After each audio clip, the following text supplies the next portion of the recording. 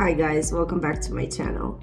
Today I will explain all about lighting, and this video is referring exactly about my apartment, which I think is one of the typical examples of light exposures in a big city.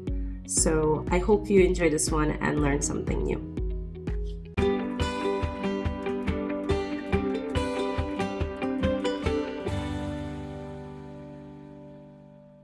This is the ground floor of my apartment. The apartment is quite long and the sun is located on the left side, on the south. That is the only direction I get the sunlight from, so naturally the apartment has a lot of low light spaces. The apartment is located on the first floor of a total 10 floors. That is another reason why the lighting is not quite high.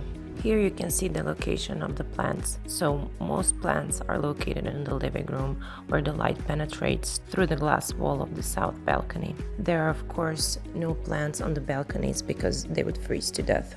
Two rooms have no natural light, and these are the hallway and the bathroom. And of course there are no plants there since they wouldn't survive. Also, the kitchen is quite small and it does get quite dark, so for now I'm not putting any plants there, but since I will be lacking the space soon, the apartment is only around 58 square meters with balconies, I may reconsider. I have installed one grow light in the center of the apartment between the living and the dining room, which made an impact for the plants growing in the dining room. Also, the plants that are the furthest from the light all have leaves that are a shade of a dark green since they need a little bit less sunlight. For example, a ZZ plant or a heartleaf philodendron. Monstera Peru and golden photos are also on a spot that get a little bit less sun, and they seem to be doing quite fine. Maybe they're not thriving in these conditions, but they are giving new growth, and the growth is quite large, so I think we're doing okay. So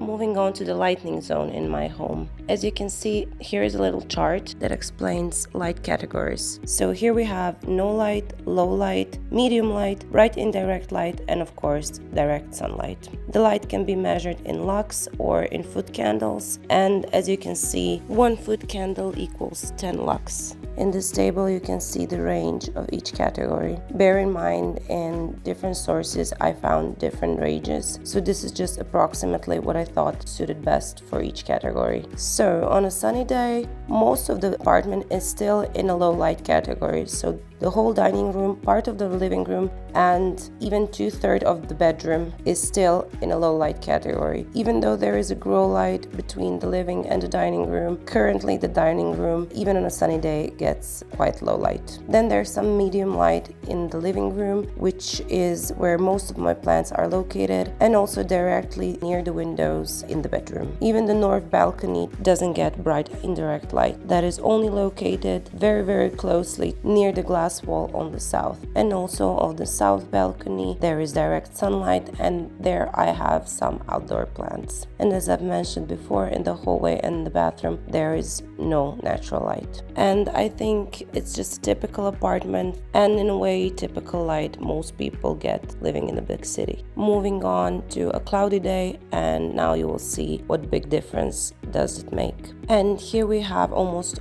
all of the apartment in the low light area, at least all of the rooms that are indoors, and only the south balcony is in the medium light area. In the autumn and winter, most of the days are cloudy, so this is a realistic picture of what sun exposure my plants get living in a big European city. And when I started measuring light, I can honestly tell you that this shocked me a little bit, but it is how it is, and that explains growth of some plants so much. I've measured lighting with an enlightening app, but you can also measure it with a light meter. And wherever you are, I hope you have a better lighting than I do.